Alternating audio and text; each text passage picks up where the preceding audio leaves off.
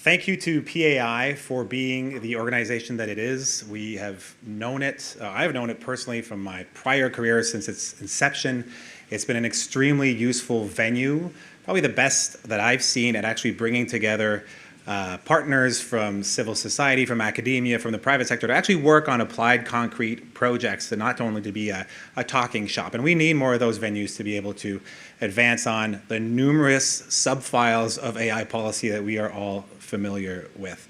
I want to particularly thank Rebecca Finlay and recognize her amazing work that she's done. For those of you who have known Rebecca in her career, it should be no surprise how successful she has been at advancing PAI as an organization. She was amazing at CFAR, and she's amazing in this organization now.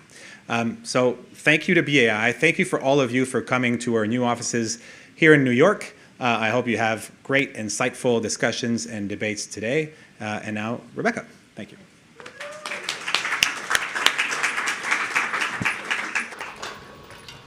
It's so great to see you all. Thank you all for finding your way to us this morning and to be with us for this, our second annual policy forum. Wow, this is just one of the most exciting things about being at PAI is when we all get in the room together, because it is just so crucially important that we build this community together. And as we will be discussing today, even more crucially important today than yesterday, and that is just the way in which the world of AI policy has moved and continues to move. Huge thanks to Marc-Etienne and Amazon AWS for hosting us today.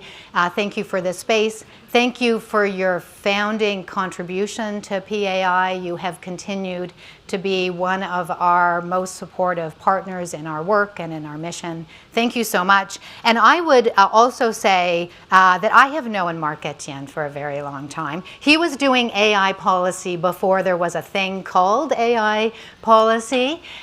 So if you have a chance, please speak to Marc, understand some of the work that he's doing in his global leadership role here at AWS, and all of the many nuances of what it means to ensure that we develop AI inclusively and with an international community. So thank you so much, Marc-Etienne. I also want to thank the CERDNA Foundation and Jeff Jimenez. I don't know if Jeff is with us in this moment, but when he gets here, CERDNA is this remarkable foundation committed to advancing racial equity, and we are delighted to be partnering with them in the work that we're doing around inclusive and equitable development of AI. Thank you so much to CERDNA. Yesterday, we began, UNGA week, or what is it, UNGA 2 weeks or 3 weeks now, when you think about all the different activities. So we began some of our convenings yesterday. We had a meeting of our policy steering committee, which includes many government visitors and advisors to this group as well. They have been foundational in working on the agenda for today. We also had a meeting of our philanthropy steering committee. There's just a huge community of philanthropic organizations who are thinking through in this moment, how do they ensure that they are driving forward their work and the work of their grantees. And we also had a phenomenal dinner last night hosted by Tia Hodges at the MetLife Foundation, where we brought together another group to think about where do we need to be going. And one of the messages that came through from each of those convenings for me yesterday will be no surprise to this group and to the work of this group, and that is, how do we continue to create spaces where particularly we are supporting civil society and nonprofit organizations to be at the table both with governments but also with industry. And clearly that is so core to the work that we do at PAI. Has anybody read the Acemoglu Johnson book, Power and Progress, this last? Yes. Okay.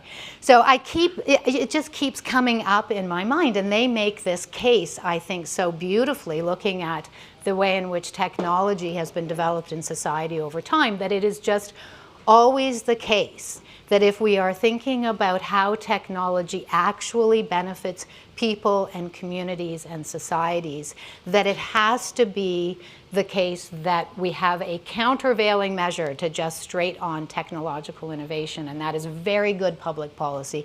That is engagement of civil society, and that is, as they make the case, part of the democratic process that we all know is fundamental to the work that we are committed to. And they just have this fabulous phrase that we have to constantly be working against the tyranny of the narrow vision. And I just think that speaks so clearly to this community and the work that we are doing together. I am really looking forward to the conversation we're going to have today. And please just let me me to do one thing, and that is I'd really like to introduce my board members, because frankly, they're the most amazing board, and I am really, really fortunate to have the opportunity to work with them. So right in front of me here is Jeremy Holland, who is the chair of our board. Could you stand? I'd like all my board members to stand. We also have Esha Bandari, who joins us today as well. We have William Covington. We have Bukosi Marabati.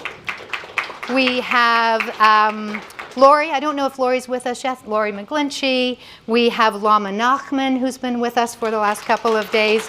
Francesca Rossi, who's with us today, and Suresh Venkatasubianyan. I don't know if, oh, so there you are, Suresh, great, I hadn't seen you yet, fabulous. I really am very, very honored to be working with these individuals, and they keep me accountable, and they keep this organization accountable to our mission and vision to advance AI that is driving forward equity, justice, and shared prosperity. I want to say this is, I think, going to be a really exciting day, because we're going to have an opportunity in this moment to get some real-time updates on all of the activity and work that's been happening at the UN through UNESCO, and the work of the high-level advisory group that's been informing the Global Digital Compact. But we'll also hear from the European Parliament, we'll hear from the government of Singapore, and of course they will be in conversation with all of you from industry, academia, and civil society. This, as I said, is the second policy forum that we've hosted. Last year we were at the amazing BBC studios in West London just before the AI Safety Summit at Bletchley Park. And since then we have seen so much activity underway over the last year, from the finalization of the EU AI Act to the White House executive order to the Sole Frontier AI Safety commitments that were launched, and now we have all of the activities this week, and then of course we have all of the activities that are going to be coming out over the rest of this year and into, of course, the French AI Summit in February of 2025. I had an opportunity, I was taking a look at this amazing Brookings report this morning that was really giving an update on the 79th General Assembly of the UN, and to sort of just zoom out from the world we live in AI. The theme for this year is leaving no one behind.